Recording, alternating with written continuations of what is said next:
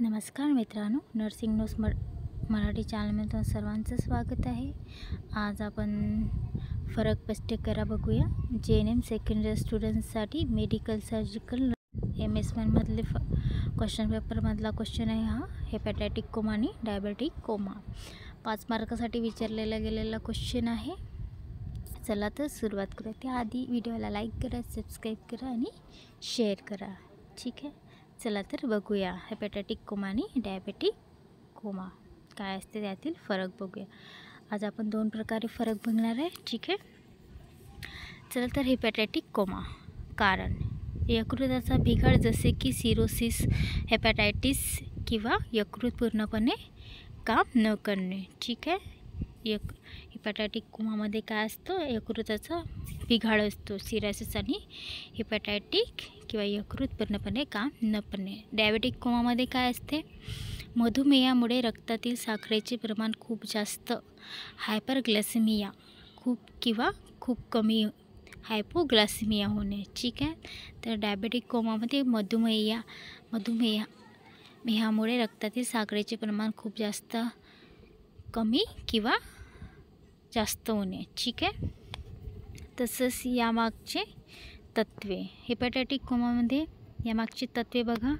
यकृतामुळे विषारी पदार्थ जसे की अमोनिया शुद्ध होत नाहीत, त्यामुळे ते मेंदूवर परिणाम करतात। तर हेपॅटायटिक कोमामध्ये यकृतावर विषारी पदार्थ अमोनिया शुद्ध होत नसल्यामुळे ते मेंदूवर परिणाम करतात, ठीक आहे। तसेच डायबेटिक कोमामध्ये हायपरग्लायसेमिया, जास्त साखरेमुळे शरीराची पाण्याची कमतरता आणि किटोएडिसिस होते, ठीक आहे। हायपोग्लायसेमियामध्ये कमी साखरेमुळे मेंदूला ऊर्जा मिळत नाही। तर डायबेटिक कोमामध्ये हायपरग्लायसेमियामध्ये जास्त साखरेमुळे शरीरातील पाण्याची कमतरता आणि किटोएसिडोसिस होते। तसंच हायपोग्लायसेमियामध्ये कमी साखरेमुळे मेंदूला ऊर्जा मिळत नाही। याचा अर्थ आहे खूप जास्त साखर वाढणे किंवा खूप जास्त साखरेचे प्रमाण कमी होणे, ठीक आहे। तसेच लक्षणं बघा।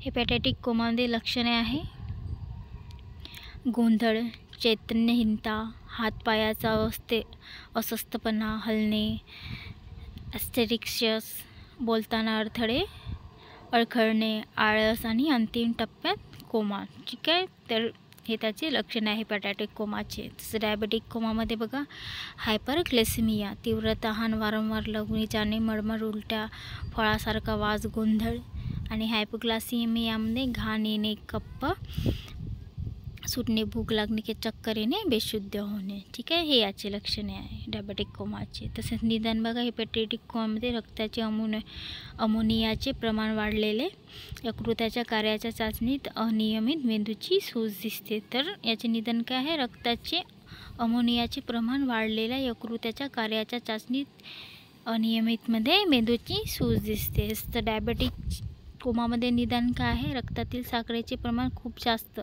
हायपरग्लायसेमिया किंवा खूप कमी, हायपोग्लायसेमिया, ठीक आहे। हे 2 लक्षात ठेवा। खूप जास्त म्हणजे हायपरग्लायसेमिया आणि खूप कमी म्हणजे हायपोग्लायसेमिया, याच्यात खूप लोक कन्फ्यूज होतात। तसंच हेपॅटायटिक कोमामध्ये उपचार बघा, अमोनिया कमी करण्यासाठी औषधी, लॅक्ट्युलोज, रिफॉर्मसिन, यकृताच्या आजारावर उपचार, गुंतागुंतीचे व्यवस्थापन। तसंच डायबेटिक कोमामध्ये बघा, हायपोग्लायसेमिया किंवा इन्सुलिन पदार्थ, इलेक्ट्रोलाइट्स, हायपोग्लायसेमियामध्ये ग्लुकोज ठरतून किंवा नसवाद्वारे, ठीक आहे। हेपॅटायटिक कोमामध्ये बघा, प्रगती यकृताच्या बिघाडाच्या तीव्रतेवर अवलंबून यकृत पूर्णपणे बिघडला जीवघेणी ठरू शकतो, ठीक आहे। प्रगती, तसंच डायबेटिक कोमामध्ये प्रगती बघा, लवकर उपचार केल्यास प्रगती चांगली, उशीर झाल्यास मेंदूला कायमचा इजा होऊ शकते किंवा मृत्यूही होऊ शकतो। तसंच मुख्य फरक बघा, हेपॅटायटिक कोमा याचा मुख्य फरक बघा, हेपॅटायटिक कोमा यकृताच्या बिघाडामुळे होतो आणि विषारी पदार्थ जसे की अमोनिया रक्तात वाढतात। तसंच डायबेटिक कोमामध्ये बघा, मधुमेहामुळे रक्तातील साखरेचे प्रमाण जास्त किंवा कमी होण्यामुळे होतो। हे झाले आपले फरक। आपण दुसऱ्या प्रकारे पण फरक बघून घेऊ, ठीक आहे, कोणाकोणाला समजत नाही तर ते असे पण समजू शकतात. ठीक आहे.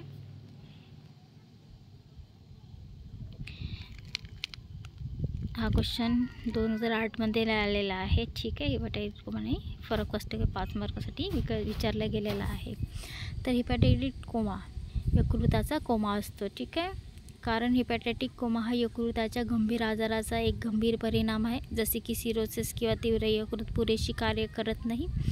यकृत रक्तातील विषारी पदार्थ जसे की अमोनिया योग्यरित्या काढू शकत नाही, ज्यामुळे मेंदूचे कार्य बिघडतात. ठीक आहे. हिपॅटायटिक कोमा आहे हे. त्याच हिपॅटायटिक कोमामध्ये लक्षण बघा, गोंधळ किंवा दिशाभूल, व्यक्तिमत्वाबद्दल लक्ष केंद्रित करण्याची अडचण, अपष्ट बोलणे, कप्प किंवा स्नायूंचा ताठरपणा, गंभीर प्रमाणे शुद्ध जाणीव नष्ट होणे किंवा कोमा. उदाहरण बघा, असं क्रॉनिक हिपॅटायटिस किंवा अल्कोहोलच्या गैरवापरामुळे सिरोसिस असलेल्या रुग्णाला गोंधळ, अपष्ट बोलणे आणि शेवटी शुद्ध जाणीव नष्ट होते. रक्त तपासण्यात अमोनियाची पातळी वाढलेली असते, ज्यामुळे हेपॅटायटिस एन्सेफॅलोपॅथी निदान होते. तर उदाहरण दिलेलं आहे. तसेच डायबेटिक कोमामध्ये बघा, कारण काय आहे. डायबेटिक कोमा हा मधुमेहाचा एक जीव घेणे गंभीर प्रमाणात परिणाम आहे. हे रक्तातील साखरेची पातळी अत्यंत जास्त हायपरग्लायसेमिया किंवा अत्यंत कमी हायपोग्लायसेमिया झाल्यामुळे होऊ शकते. तसंच हायपोग्लायसेमिया कोमा हे सहसा डायबेटिक किटोएसिडोसिस, DKA किंवा हायपरऑस्मोलर हायपोग्लायसेमिक स्टेट HHS ची संबंधित असते. जसे ग्लायसेमिक कोमा जास्त इन्सुलिन किंवा पुरेसे अन्न न घेतल्यामुळे पण होऊ शकतो. ठीक आहे. कारण हे डायबेटिक कोमा होण्याची.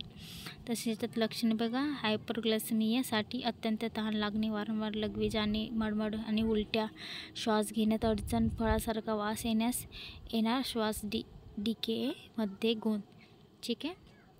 तसेच गोंधळ किंवा शुद्ध जाणीव नष्ट होणे. हायपोग्लायसेमियासाठी कारण बघा, कप्प, घाम येणे, भूक लागणे, चक्कर येणे आणि गोंधळ किंवा शुद्ध जाणीव नष्ट होणे. याचं उदाहरण बघा, टाईप 1 मधुमेह असलेला रुग्ण इन्सुलिनचा डोस चुकवतो आणि त्याला मळमळ, उलट्या आणि पोटदुखी होते. रक्तातील साखरेचे पातळ अत्यंत जास्त असल्याचे आढळते आणि रुग्ण गोंधळून जातो आणि प्रतिसाद देत नाही. हे डायबेटिक किटोएसिडोसिस DKA म्हणून निदान होते, ज्यामुळे हायपोग्लायसेमिक कोमा होतो. मुख्य फरक बघून घेऊया याचे कारण. हिपॅटायटिक कोमा यकृताच्या कार्यातील बिघाड आणि विषारी पदार्थामुळे वाढीमुळे होतो. तर तुम्हाला हे लक्षात ठेवायचं, हिपॅटायटिक कोमा हा यकृताचा बिघाडच्या कार्य आणि विषारी पदार्थाच्या वाढीमुळे होतो. तसेच डायबेटिक कोमा हा मधुमेहातील रक्तातील साखरेची पातळीची अत्यंत वाढ किंवा घट झाल्यामुळे होतो. ठीक आहे. लक्षणे बघा. तसंच हिपॅटायटिक कोमा मध्ये मेंदूच्या कार्यावर परिणाम होतो, जसे की गोंधळ, कप आणि अपष्ट बोलणे.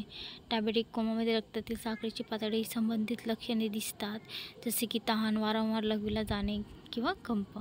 उपचार बघून घ्या. हिपॅटायटिक कोमाचा उपचार यकृताच्या कार्यातील बिघाड दुरुस्ती करणे, विषारी पदार्थ कमी करणे, लॅक्टुलोज प्रतिजैविक आणि यकृताच्या मूळ आजाराचे व्यवस्थापन करणे समाविष्ट आहे. डायबेटिक कोमाच्या उपचारात रक्तातील साखरेची पातळी सुधारणे, हायपोग्लायसेमियासाठी इन्सुलिन, हायपरग्लायसेमियासाठी ग्लुकोज, हायपरग्लायसेमियासाठी इन्सुलिन तर हायपोग्लायसेमियासाठी ग्लुकोज आणि निर्जलीकरण किंवा इलेक्ट्रोलाइट्स असंतुलन सारख्या गुंतागुंतीचे निराकरण करणे समाविष्ट आहे. ठीक आहे. उपचार आहे हा. चला तर आपले फरक झालेला आहे. तुम्ही एकदा वाचून घ्या काय फरक आहे. ठीक आहे. 5 मार्कासाठी विचारलेला क्वेश्चन आहे. ठीक आहे मित्रांनो, व्हिडिओ आवडल्यास धन्यवाद. व्हिडिओ आवडला असेल तर लाईक करा, शेअर करा, सबस्क्राईब करा आणि फॉलो करा मला. धन्यवाद.